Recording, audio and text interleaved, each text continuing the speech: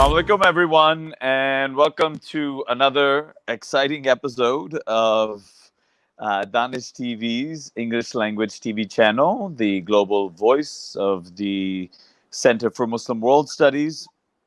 I'm Junaid Ahmed, and we are incredibly delighted to have a great activist leader in the American Muslim community, larger activist community in the U.S., Darakshan Raja with us.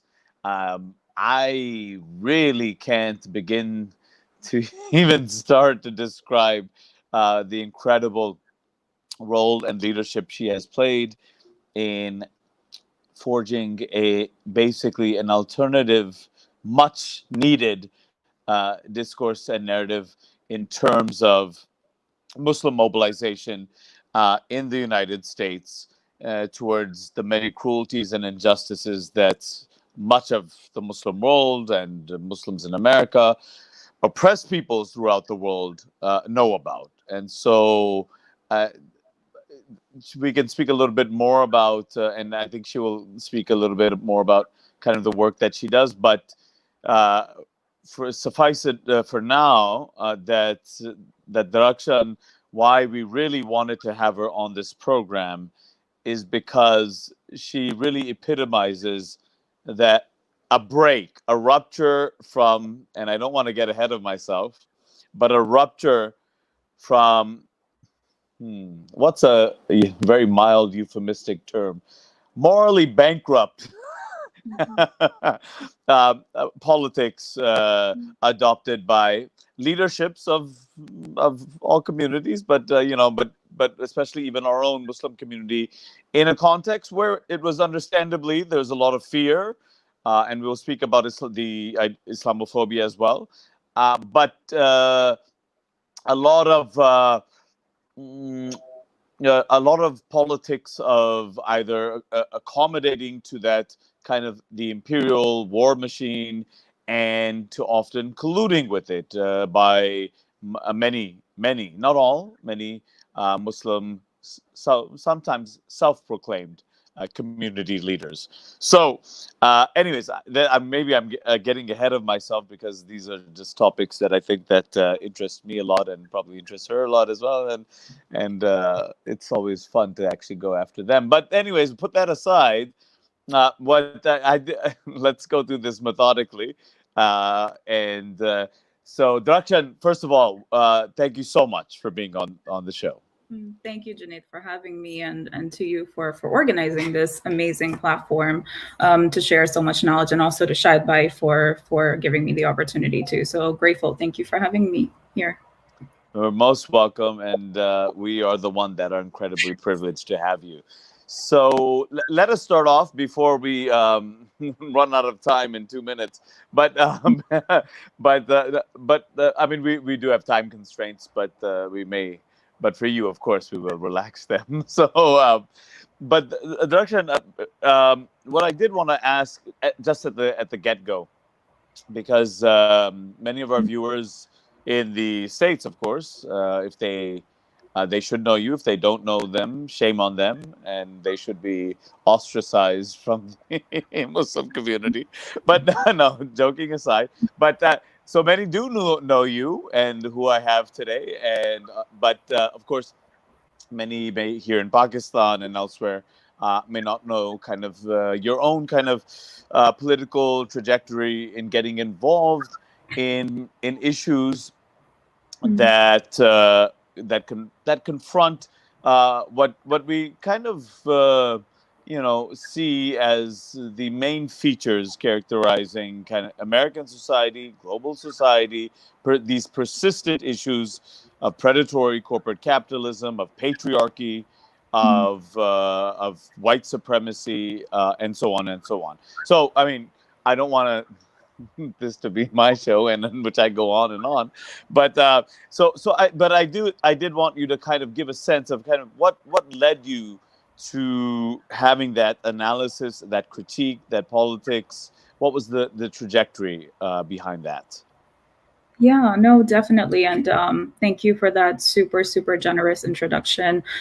You're known to put masala and so forth in everybody you introduce. So, thank you for that. I'm totally. This time was the exception. No, there was no masala this time. All right. I mean, I will say that I'm incredibly, humbled to be in the lineage of many incredible organizers within this country, Muslim women organizers, but also a long legacy of Pakistani women who've been activists, have been organizers. My own personal politicization happens through really my mother. I was born in Lahore, grew up in Pindi, and really my mother's work in Pakistan, whether it was around the issue of raising, education for women and girls within the rural communities of Pakistan, all the way to really working with, the issue of the Kashmiri liberation struggle. I think that my mother is really the vehicle through which I saw her in practice, what does justice work look like? And, I think for Pakistani women, there's the external fights that you get involved in, but then there are also, unfortunately, the ways in which degradation and humiliation and the mistreatment of Pakistani women within the household occurs too. Mhm. So I think for me, my mother didn't necessarily sit me down and teach me, but through her actions, through her ways, she really showed me, what fighting on all fronts looks like. And I think so many Pakistani women do this unacknowledged. Here we call it organized activism, but the truth is, Pakistani women have been doing it as a way of just being, in terms of mutual aid, taking care of one another, being on the front line, supporting, struggles, being there, and often very uncredited. I'll also say I'm really, really, really, really blessed with my father as well. When he was alive, I think he also showed me a lot of fights against injustice. And I always say that I think being the daughter of these two incredible human beings, I feel like I owe it to them to be the person that I am, to do justice to them, because they made a lot of sacrifices in order to give me the life that I have. So really, I would say the way my mother was treated in Pakistan, our migration story. My mother is the reason why we migrated to the United States, which is quite unique because most immigration stories are actually because men migrate over and then bring their wife or their families over, whereas my mother is the reason why we migrated to the United States. And then I think moving into New York City in the Bronx, I think often in Pakistan, the perception of Pakistanis in America is that it's the American dream. There's money growing off trees. The moment you get here, you just get a very lucrative life. And I think what is hidden is that there is a huge... That's not true? Oh, okay.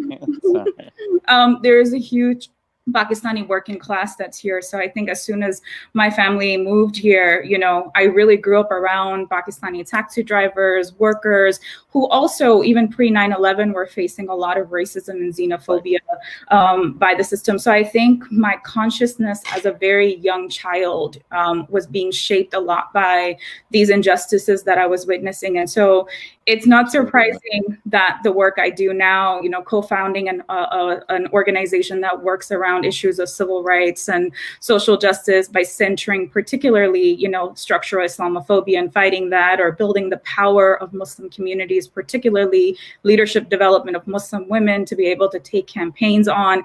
I'm not surprised. I think in many ways I say that the work that I do is actually also about attaining justice for the wrongs that my family has experienced. And when you can't go to the courts, because unfortunately the law is not always just, the courts are not always, an institution you can find redress for, then I think for me, this work is a way of, maybe if I can do something that it can help one more family, or, another young Darakshan not have to live through that, or another, my dad not experience that, then to me, that feels like a form of justice on its own, to say, what can we do to prevent it so it doesn't happen to other people?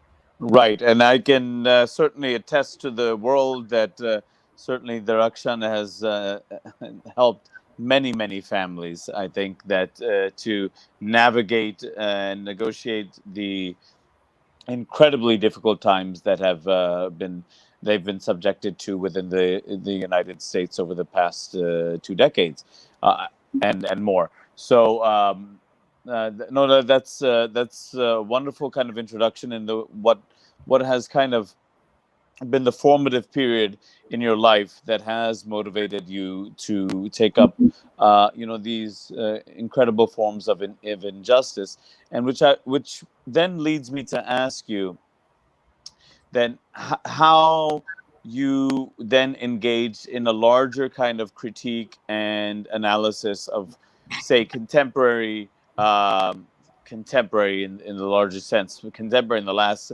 particularly post 9/11 period, right? I mean, even though it gets tiring, keep on referring when we keep on referring to 9/11 as this reference point for everything and anything, but at the end of the day, it did have an impact in terms of certain policies and so on, and the resurgence of a very vicious form of Islamophobia. So, in this period, and maybe before, but in this period, the specific kind of analyses that you develop around some of the things that I said before that that shaped American political culture, because right now, of course, the world has been subjected to the drama, the theatrics of the American elections, and what the orange man in the White House still, or hopefully, will go.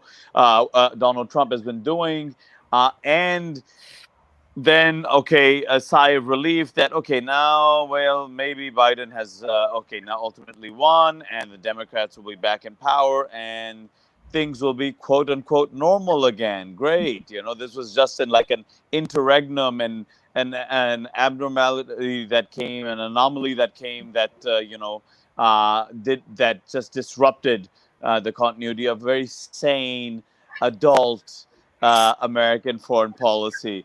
So I know I'm saying a lot there, but in a sense, what has led you to kind of, or if it has led to, I'm presuming that a critique of the dominant American political scene and culture as you have seen it, not just during Trump, because in some ways, one of the questions that always pops up when you go internationally is like, what a strange country. They just had Barack Obama, the first black president, and then you go to Trump.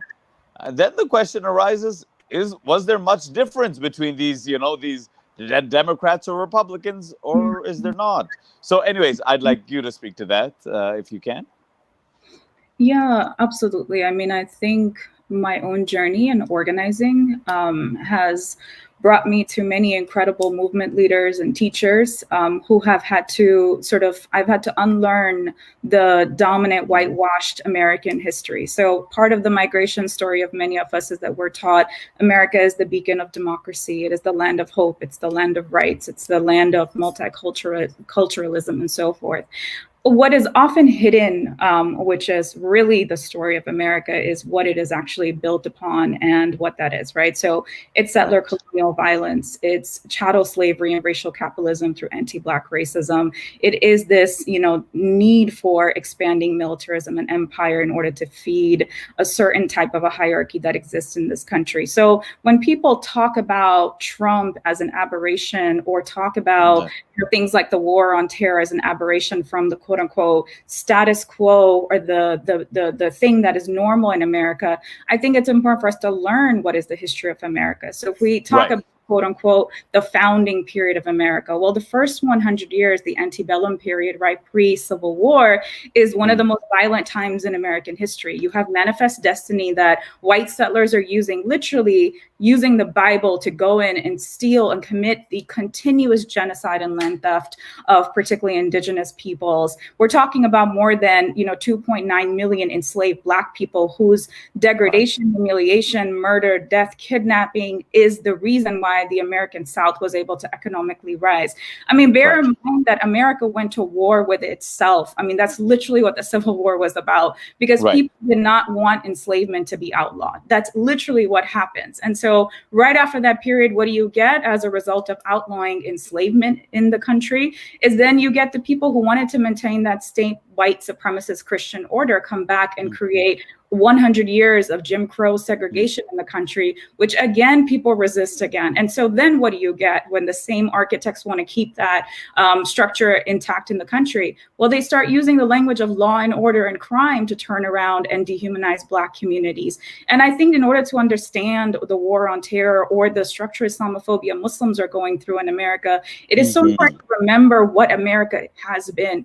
The violence that America commits abroad, whether in Latin America, whether in the Middle East, whether in South Asia, North Africa, I mean, you talk about it, it's military violence. The blueprint started right here domestically. And so you could not have that foreign expansions. You could not have thousands of military bases if the United States did not begin right here by committing that violence. And I think that part of how empire is able to sustain itself is that it's created this dichotomy between quote unquote domestic issues and foreign issues without looking at the interconnectedness of the two and the necessity of us building cross-border solidarity. So yes, Trump is different than Obama. He's not the same. I can say that as someone who literally spent 4 years fighting his policies. Yes, it was much worse than Obama. But really, from the vantage point of people who want to live in, systems of justice, equity, liberation, care, the Democrats and the Republicans often have been quite on the same side. And yet, I can say also, we've been facing the brunt hose of how the Trump administration and Trumpism has impacted all of us. So I don't want to minimize the differences, but I also think it's important to note that literally the structure of the governance in this nation is built upon violence, and it uses violence to sustain itself.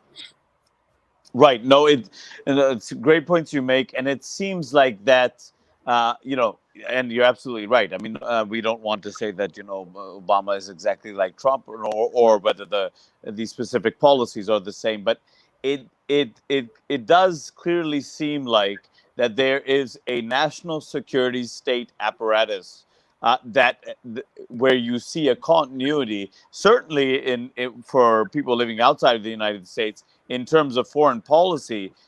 It really has not made a difference whether it was been a Democrat or a Republican in power. In fact, often people make the argument that the Democrats have started more wars abroad. And the other point that you emphasize, that ultimately we've had this kind of analysis that, okay, well, internally, within the United States, it must be almost going to the extreme of what you said earlier, that internally within the United States, once you make it inside, once you make it there, then it's great. Then you can live the American dream, and regardless of where you come from, what race you are, so on and so forth. This is the mythology I'm speaking of what it seems like. But if you're abroad, you may face some of the brunt of American foreign policy, some of the bombs, cluster bombs, drone attacks, and so on. But within America itself. But what the world has kind of seen since, and of course, this is also a bit of a myopia, short-sightedness of particularly, and I'm gonna go pick on them. I'm not even there, so I can say whatever I want. But like for the Muslim American community leadership to see that things just began to go awry after 9/11. And that's when we have to kind of see, okay, well, now there's this Patriot Act, and now all this civil liberties and the rise of Islamophobia, which I want you to get into. But without seeing all of what you mentioned before, these what my friend Bob Jensen calls the three great holocausts upon which this great America has been built, right? The first Holocaust of the indigenous people, as you said, settler colonialism, wiping out the Native Americans, then the transatlantic slave trade, the kidnapping of Africans, and for much of the 20th and 21st century, the war against the global South. So this is what has allowed America to develop. And when we hear the rhetoric in the global South about we have to develop and so on, America is not precisely the greatest model to follow in that sense, or many of these Euro American countries, for that matter. So, but one thing I did want you to kind of speak about now is like that post 9/11 environment, and because a lot of our viewership are kind of Muslims who are trying to think through how to kind of adopt kind of a response to what's going on around them, feeling trapped back to the their backs against the wall because of the larger Islamophobia, and not knowing, you know, can they speak out? Can they speak out on issues of American foreign policy? Or should they keep quiet, and perhaps just try to actually, like many of our leaders, and I'll say it very bluntly, try to get some of the crumbs at the seat of the table of Pharaoh. So, yeah, no, I mean, I think so. The two things that the post 9/11 climate, as you saw it, of American Muslim leadership, and what were the now it'll be very nice. What were the shortcomings of some of those of their decisions that they took, and the approach that they adopted, as well as to speak about what Islamophobia, because Islamophobia is now a term that is, you know, widely used, and I also think that then it becomes incredibly important to kind of be very specific in defining, not in the definitional dictionary sense, but the way it's been used, right? I mean, this is how when we talk about words, you know, the way it's not about its etymology, right? Islam and phobia, but the way it's been used as part and parcel of this war on terror. What function has it served? And so on. So if you can speak about a little bit your reflections on these things. Thank you, Junaid. So I'm probably going to just pull, I believe there were two main questions that you were asking about, which is more of the post 9/11 climate, and particularly Muslim leadership and their actions, or perhaps what has been the political intervention by Muslim leadership against the 9/11, against the war on terror. And second, more looking at sort of what is Islamophobia in a definition, as well as really, I would say, the what is the ways in which it manifests. So let me know, correct me if that captured what you wanted me to talk about. Yes, even despite my incoherence and going all over the place, yes, you have captured it beautifully. Those were pretty much the two main themes. Great. I'm going to try to take a stab at the post 9/11 climate and the leadership. And I think that you also can, contribute a lot on that, because you did write a great piece about particularly post 9/11 leadership in the Muslim community.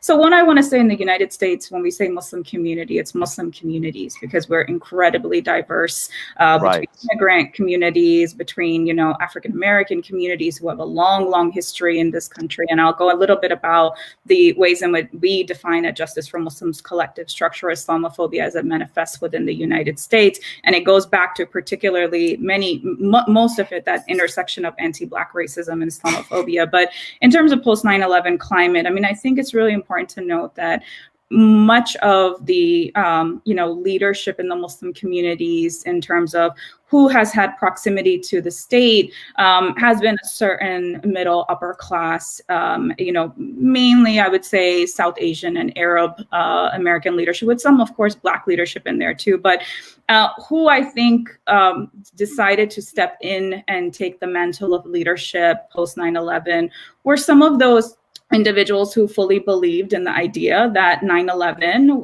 it's a blimp. This is not going to last for a long time. I don't think that they understood the structural nature of Islamophobia. I think it was very much post 9/11 about how do we hide, how do we keep ourselves, how do we create this distinction between those evil Muslims over there across the world who are the real barbarians, like us in this country, in Pakistan, right? Pakistanis, Afghans, right? Iranians, Iraqis. The idea of let's bifurcate ourselves. We are the Muslim, respectable Americans. We're actually very American. Here's my American flag pin. I'm going to go join the military. I eat apple pie. I am American just like the rest of all of you. I'm actually not really that Muslim. What's wrong with apple pie, by the way? I mean, look, I love apple pie too. But the point was that push to really prove our Americanness. And I think that that's where much of the post 9/11 political interventions from the leadership ended up being. It was, what can we do, right? People started even blaming Muslim Americans and saying, well, you all are not politically engaged. You are not politically involved. What did you expect them to not experience the violence?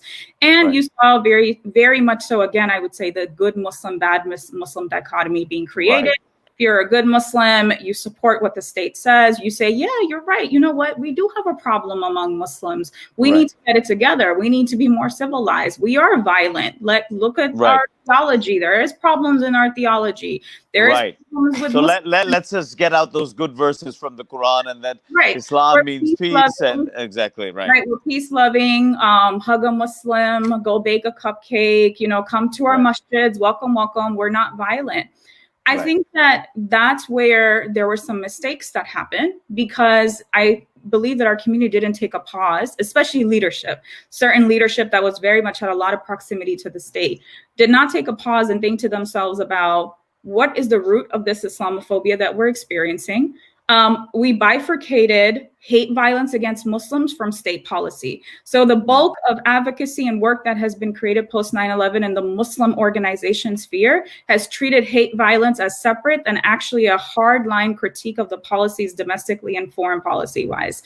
Many organizations did not want to take a position on the war on terror, but rather even supported it. Some people said there are certain organizations at that time that released statements saying, yes, Saddam Hussein needs to actually turn around and, surrender. Otherwise, Iraq deserves an occupation. I mean, there were literally Muslim leaders that made those kind of comments. And many of them, Darakshan, I mean, would actually joined in the actual project of the occupation. I won't take names, but I mean, with this Paul Bremer character going there as kind of the viceroy of Iraq, and American Muslims gladly going in there. That's not only combining the incredibly imperialist mission of war making, combined with a neoliberal framework of, okay, how do we privatize everything, dismantle state structures, and so on and so forth. So you're absolutely right. Right. And in the process, we sacrificed and threw under the bus Muslims who were criminalized. We threw under the bus working class Muslims. I mean, post 9/11, important to note that one of the first ways in which the war on terror really impacted communities was through immigration enforcement laws. So a lot of our undocumented community members, a lot of folks who had overstays and visas. I mean, that's how we lost most of our community that was absolutely deported. I mean, entire neighborhood blocks that were deported out. And our leadership did not want to take a stance around particularly, the bad immigrants, the bad immigrant Muslims. And they really wanted to focus on I would say very much the respectable professional elite class of Muslims, which are your doctors, lawyers, engineers, saying, you know what, we've been good Muslims. Why are you bothering us? Look, we are good. We'll actually participate and cooperate with you in your agenda as you carry out the war on terror. I think in addition to that story, the other story that also happened is that there was deep surveillance and targeting of Muslim American leadership as well. We know that, the Holy Land case is all about a Muslim charity that was broken down, and that resulted in Muslim institutions being crippled. I would also say that resulted the massive surveillance of masjids and community centers. So I think that I want to also hold the nuance of where there's absolutely people who collaborated and definitely need to be held accountable. I also believe there's another wing of our leadership that very much was coerced and forced into a state compliance mechanism, or they would be next, or their congregations would be next. So we saw infiltration and mass surveillance. I mean, so many times when we have spoken to people, imams who are at masajids and so forth, one thing they'll say is, I'd rather have the FBI come through the front door than through the back door. And so I think that it's important that there was also a certain condition that was created via the state in terms of surveillance, entrapment, infiltration, and monitoring, that some Muslims felt like Muslim leadership was like, you know what, we don't have quote unquote nothing to hide, so come in. Now, the problem with that, operation is that it overlooks that it's not really about what we're doing. I mean, this is literally about criminalizing and dehumanizing our community members, and you're literally giving an open access to the state to do what they want with you. And so I think that we've seen now that we're about to hit almost 20 years of the war on terror next year. the war on terror has grown. It's now the normal backdrop of how we operate. It's the ways in Muslim identity has been construed as equaling criminal, as equaling terrorist, and they don't even have to say the term Muslim anymore. They can just say terrorist, and people automatically move to, because they've been primed.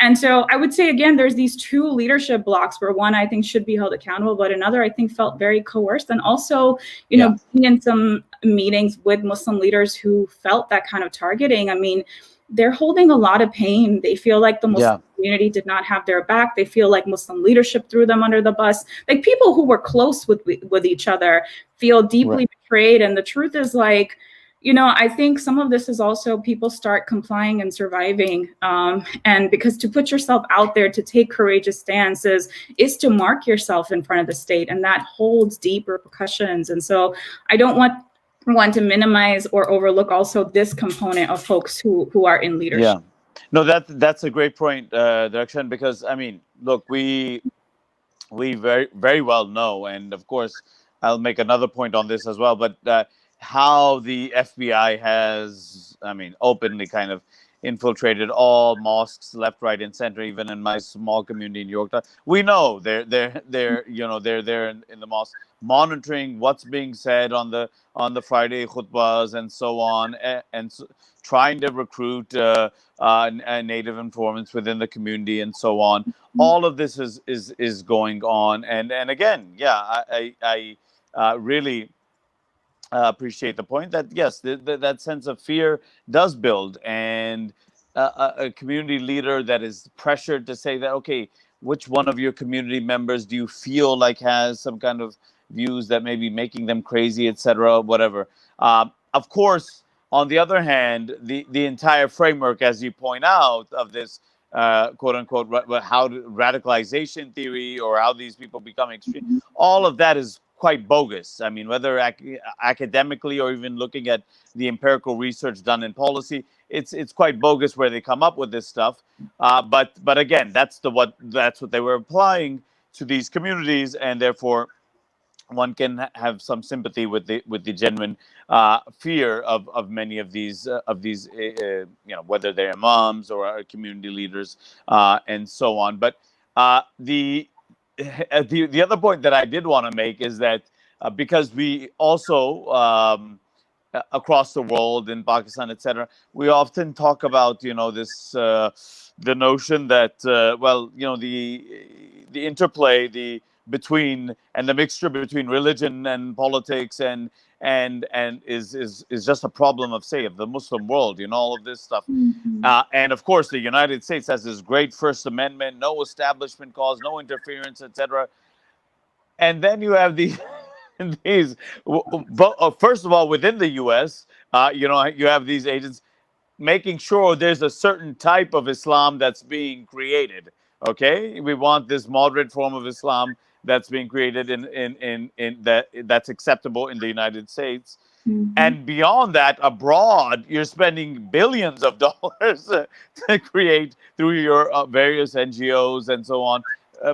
Early on, documented in the Rand report on civil democratic Islam, and what type of Muslims we need to support. So I just wanted to make that clear to the viewership. Those people that believe in this kind of really the mythology of this sacrosanct notion of the separation of religion and state. I mean, this is what has been happening. It is basically to create, to reform, to do. I mean, the New York Times is fully, will participate in it without, realizing any of the kind of hypocrisy. These kind of highly intelligent, columnists and journalists and editors writing about, well, we need a Muslim Martin Luther, we need this type of Islam here, etc.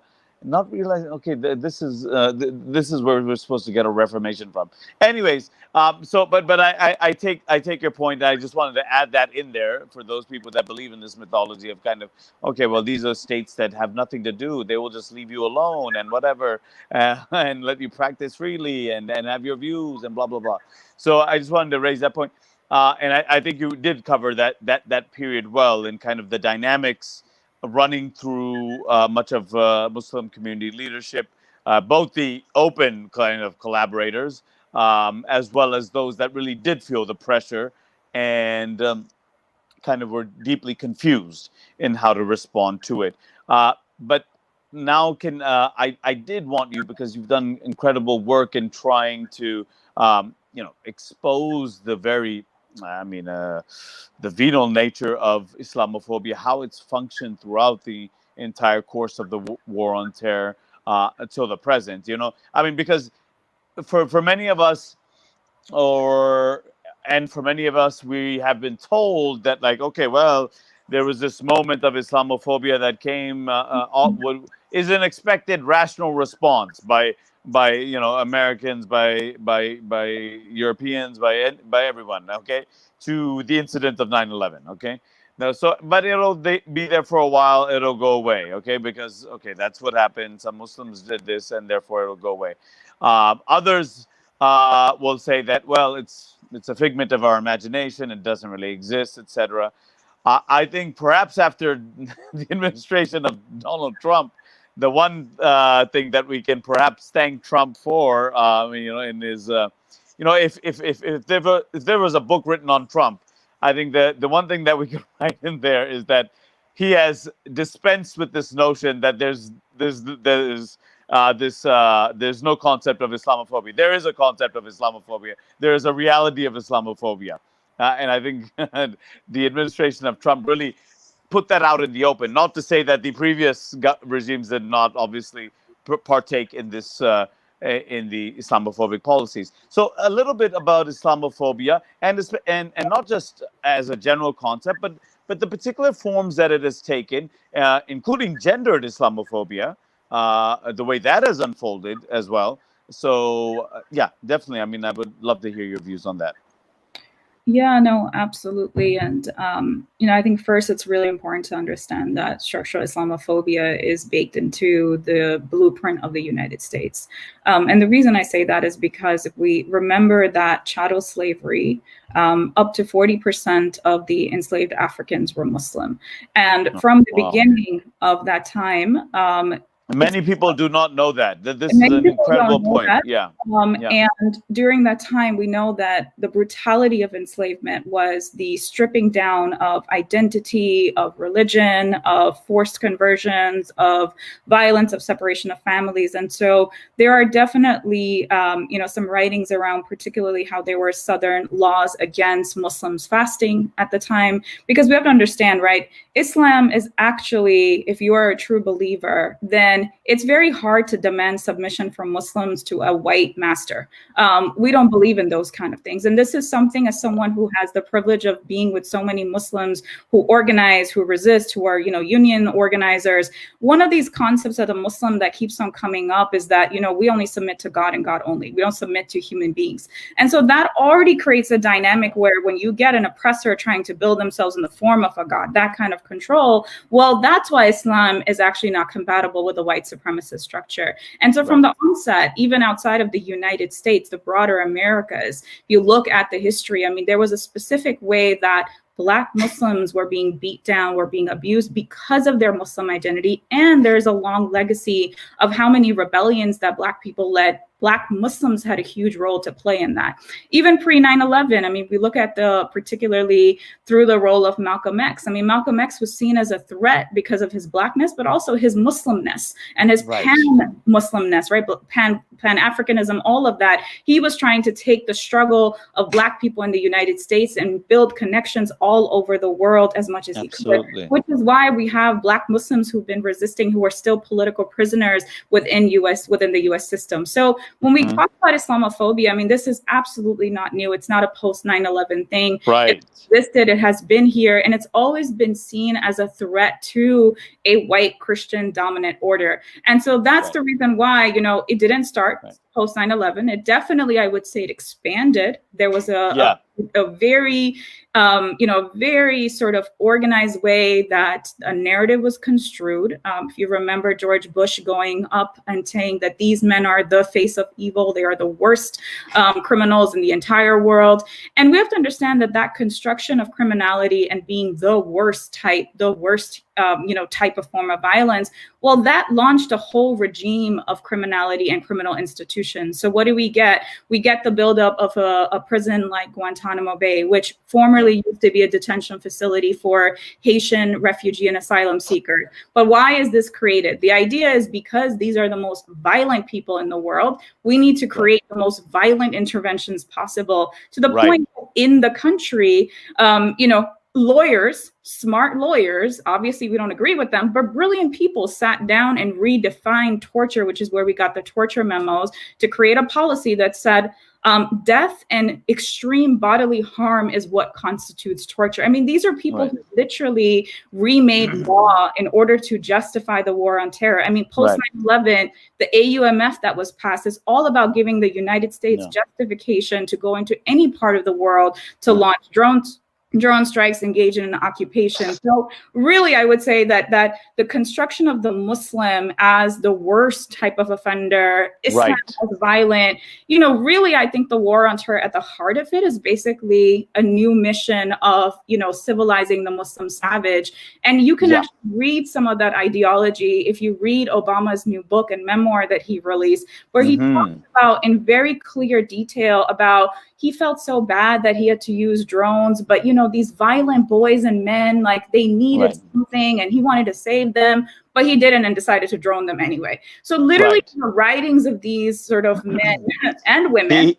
And that's a passage that, I was going around, but I was forced to, as if there was a hurricane that came and that forced him to kind of kill these people, right? It's disgusting, actually. I mean, it's literally the white man's burden is what he's articulating. It's literally that logic. And so that's why I do believe that, again, the war on terror is about civilizing the Muslim savage, but also about creating an Islam that is palatable with expansion of empire, with submission, and not one that, many people in our faith tradition have used as a source of resilience, as a source of doing work around justice.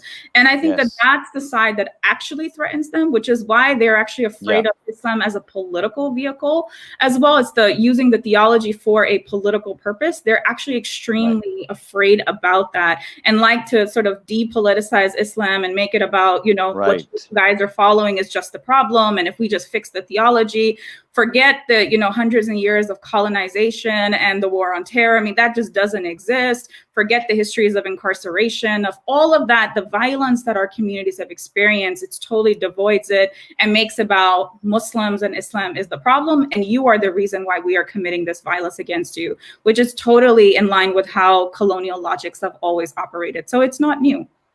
Right. No, that's excellent points, Darakshan. What I would just add to that is that in some ways, and I'm really glad that you pointed out, because I just, for the purposes of, time as well, I kind of just went straight ahead to the post 9/11 context. But in some ways, what the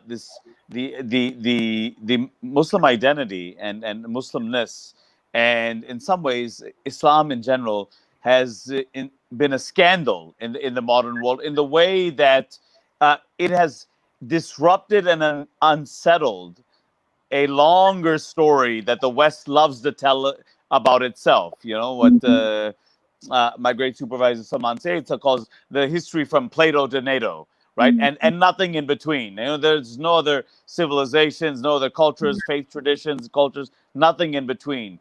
And so you have this kind of large Muslim presence in the world, and you have a situation in which Muslims are large enough there's a large enough Muslim community in the world that can't be ignored, but they're weak enough to not be accommodated. And so this is the situation in some ways that we're confronting, and this is why the recurring fear of kind of this Muslim political identity, Muslim autonomy. It's so often people, and of course that's part of it. The individual attitudes, whatever, the against halal food or whatever, doing this or throwing this pigs at mosques and all, that's all horrible. But the way you have framed it as a structural racism, right? Islamophobia as a structural racist form of institutionalized oppression, against this idea of Muslimness. And of course, we all remember that the first victim post 9/11 of Islamophobia was not even a Muslim. It was a Sikh guy, and so. And so that's why it's incredibly important to remember what you also spoke about earlier, the very racialized form that this has taken, the way that Muslims have been and Muslimness has been racialized in this entire process of Islamophobia. That you go to the airport. I mean, it's now become so common. The stories and most of them are true. You can spot a Muslim from a mile away, right? I mean, and so these things have become very true. And I think that again, just to emphasize that. That it is a structural thing, that it is an institutionalized thing, and this is what we often forget about, not only with kind of the idea of Islamophobia, but racism in general, as is patriarchy and white supremacy. These are not just kind of individual attitudes of kind of people against or bigotry towards others. These are deeply embedded within the state structures from the very beginning, from the very inception. So I'm really glad you pointed that out, but can't go too much more into that because of time constraints. But I wanted to come to the issue that really excites me, and I'm sure excites certainly many of the American Muslims that, quite frankly, look up to you as a leader that is. Really carving out a path that is radically different from what we've had. And of course, we have a good friend, Fahd, as well. But so basically, it's about you two. It's basically you and Fahd. So carving out a path that can actually provide basically a path that is far more principled, far more in line with our prophetic tradition within Islam, within all the kind of great faith traditions, whatever traditions of resistance, traditions of struggle, traditions of seeking justice, which we have seen to be utterly absent in or close to it in much of the American Muslim political discourse. But I will also I will also emphasize that you still have to compete against those voices. They have not gone away, and they have produced younger generations that want to regurgitate the same nonsense of the earlier generations, and so. So I don't want to say that, okay, now you command the field and it's all, now all of you have a billion followers. I wish you did, and maybe you do. But anyways, but the point is that, yeah, you have to, on the one hand, compete with these basically Muslims, Muslim sellouts, Muslims that are once again trying to kind of integrate themselves, assimilate themselves into what is normal America, dominant white supremacist, sexist, racist America, all of these things, and say that, look, we're good Muslims, and our Islam is totally compatible with America, with the Constitution, with everything. Yeah, everything is totally cool, and we can be that. We can be that good Muslim. And so you have to compete on the one hand with these characters that are still around, and on the other hand, of course, with an incredibly violent and powerful state apparatus, with its media organs and its corporations and so on and so forth, that also are trying to instill a certain type of a propaganda discourse. So, but in light of all of these horrible things, what we now do have is someone like you, and you will probably tell me, yeah, there are others too. Okay, maybe let me discover them. But someone like you that has really inspired a generation of Muslim women activists activists and leaders who are forging a radically different path that has, I mean, really no time for the kind of really pathetic politics that we have seen in the past of either accommodationism or worse, direct collaborationism with the state. I mean, we have seen, and his name I'm not afraid to say at all, someone like Hamza Yusuf, of course, is a direct, I mean, worshipped for decades as this great white convert who knows so much about kind of Islam and so on.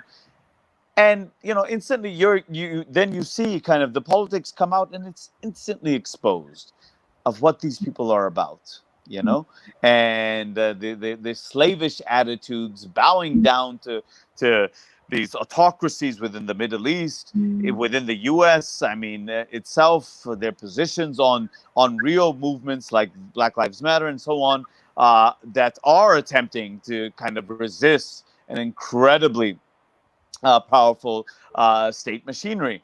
So, to come back full circle, the idea that sticks with me right now is that the hope for many of us, for many of us, both within Muslims in America, particularly young women, but young people in general, but I would also say throughout the world. And you may not know it, but I know it. Okay, that do look towards that type of new principled, and I would say even prophetic politics that particularly Muslim women are leading. And what I wanted to kind of, and I want to kind of end on this, but I wanted to kind of ask you, like, what is it about this new leadership led by you? No, this new leadership that has emerged, and activism by Muslim women that has been able to firmly distinguish itself from what I would call the fairly bankrupt morally and political the politics of the past. So how did this emerge? And why are you so inspiring? Yeah. Well, I mean, that's a lot, and that's very heavy. And also, thank you. I don't necessarily see myself in that leadership role, but I appreciate that. If that is inspiring to you, and I think as women, we face violence not only from the state, but we also face violence in the household. And, we know if today's structure Islamophobia was taken away, we would still be fighting for our rights. For us, the fight wouldn't be over. And the second piece of this is that when the state marginalizes communities, and particularly in that men get marginalized, well, then men take that violence out on women in the community, women and children. And there's so much data out there that shows the ways in which, war and conflict increase gender-based violence towards women and girls. Also, it really messes up the structure of households, the structure of roles, in terms of if you are taking one part of the community away, or you're marginalizing them, and then you're marginalizing women in a unique way. Like, we face oppressions on multiple layers. And I think the reason you have so many women, and of course, women have always been organizing. It's not that we weren't there, but history hasn't given us the credit that is owed to, I think, women. Absolutely. And also, women organize, meaning we believe in the power of community. We're not that attracted to the spokesperson model of leadership. So spokesperson being, we're not necessarily interested in going on top of the mics and taking all the media attention and saying, I am the one leader that represents the whole movement. Rather, this is such a key point. I love that point. This is such a key point. We get that in order for this to not only sustain as a movement, for not only taking down a system of violence, but also building the alternative care, it's actually a collective model. We need everybody. And so that's why you will see that women often are more naturally inclined to be better organized organizers than men are, because I think men are taught individualism in a way that women often aren't.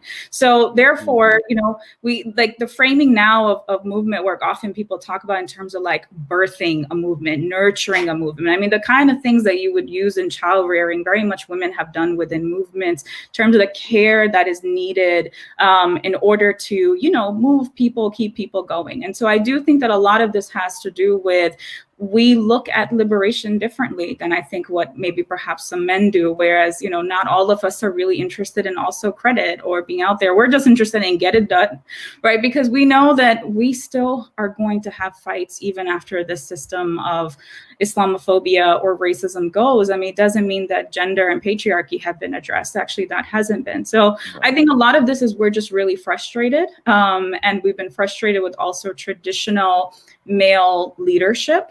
That also, you know, women are not given the same access to those institutions. So women are not given access to the masjid in the same way. Women aren't given access to those tables where a lot of times men are. And, you know, there's a whole set of things that as women we experience when we are sitting next to men in leadership, where we're not seen as natural leaders. You know, we're seen as the supporters. We're supposed to make the coffee. We're supposed to set the table. We're supposed to be the secretary, even though those roles are really foundational to getting all the rest of the work done. But it's often minimized because a woman is doing it. Whereas the guy, he comes in a suit, he says a couple of words, everybody's like, oh, mashallah, mashallah, there you go. And then that's it. And we think that the male leader is going to be the answer. And I really look to the leadership of particularly, you know, Black leadership like Ella Baker, who during the civil rights movement trained up hundreds of Black organizers.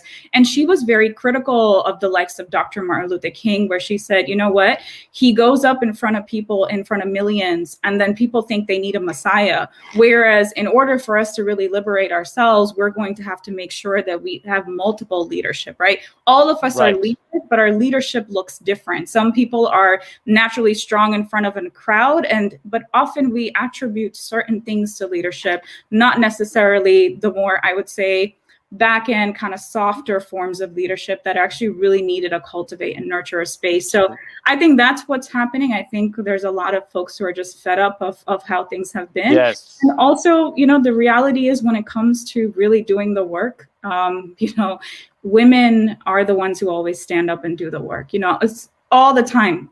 If it's something like, hey, we need to provide support to X families because they're struggling, who's the one that's willing to get up and do the work? 99% of the time, it's women who are standing up and wanting to do the work.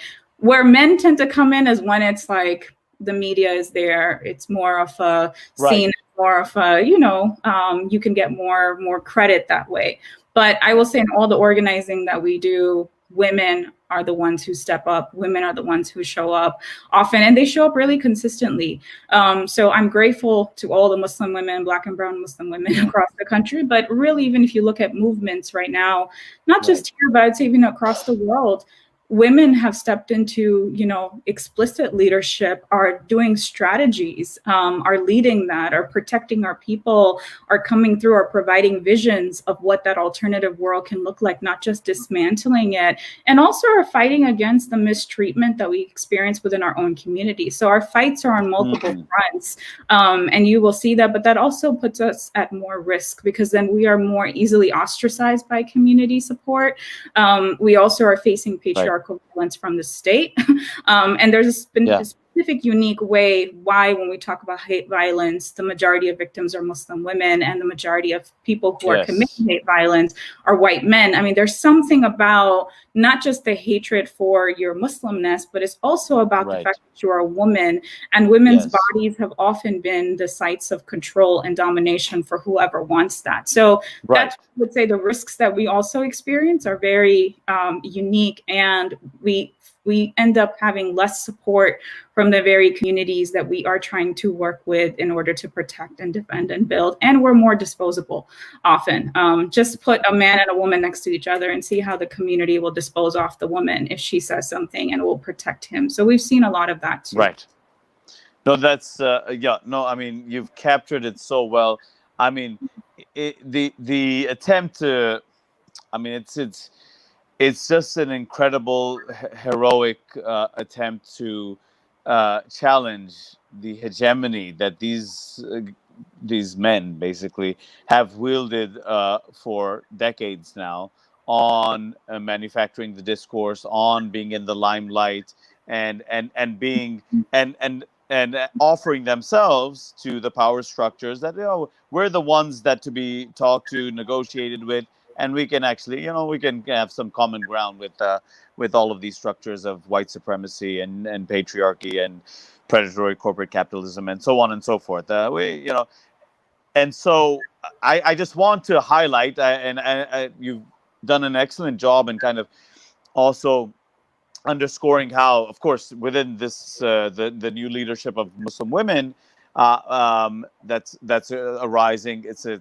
incredible development. It's a much needed development. But how also the history of women's activism has also been kind of buried, and that needs to be kind of highlighted because historically it has been kind of downplayed and suppressed. But I did want to emphasize that what I that I that we I don't want to put a pessimistic kind of leave us with on a pessimistic note. That in fact it is very clear to people. I mean, nowadays you can follow this stuff on social media and so on, that individuals like you, individuals like you, and others that are obviously Muslim women that are working in this situation, that they have actually been able to crack into the hegemony of many of these leaders. At least for many of us that have been looking for a politics of social justice, of resistance to empire, and all of these things. We are looking towards you, basically. So there's no doubt in my mind that there are many people now that are far more attracted to the politics that they see that that people like you have forged to the traditional leadership. And when I say traditional, it doesn't just mean kind of an older generation or anything like that. It means that that traditional mode of politics, which is of the politics of status quoism and how to accommodate yourself to that status quo. So, I mean, I'll just leave on this note. I know we've gone way over time, double. So let me profusely first apologize for that. But I'll end on the note that, our guest today, Darakshan Raja, has really kind of, along with, she'll probably want me to say, along with many other Muslim women, has forged a path of a political response by Muslims and Muslim women that actually offers a way forward to be in coalition and solidarity with those movements that can actually civilize the United States, that country, to refrain it from its barbarism throughout the world and internally. So this is the leadership that, I mean, that yes, we have seen in the 60s, people like Malcolm X that Darakshan has mentioned. This is the leadership that we have been waiting for a long time. So I wanted to thank you, Darakshan, for being a part of this, if not leading it. I'll say that very quietly. But being part of this movement that many of us, and as you mentioned, I mean, my post 9/11 experience was like, okay, writing a couple of pieces of extreme anger and frustration, and then performing hijra from the country because I just couldn't take it anymore. Of that type of politics. But yeah, if I knew you then and your politics then maybe I would have stayed. But anyways, that I really did want to, and I'm sure our viewership, I mean, learning about the things that you have mentioned, I think they have benefited immensely. I think they have probably are going to leave this program with an incredible amount of inspiration and hope that, even in this deeply troubled world, and with Islamophobia and all the other things that I've spoken about, that we've spoken about, that there are ways of engaging politically Mhm. that can offer us the potential for a much more humane and caring society, which Mhm. is which is very often led by Muslim Yeah. women. I mean, Um, by women and Muslim women. Yeah, Yeah, Junaid, if I just may say one last thing, right? yeah, sure, One, sure. of course, I make dua that we're able to live up to a fraction of what you're talking about in terms of providing that space and leadership and building it.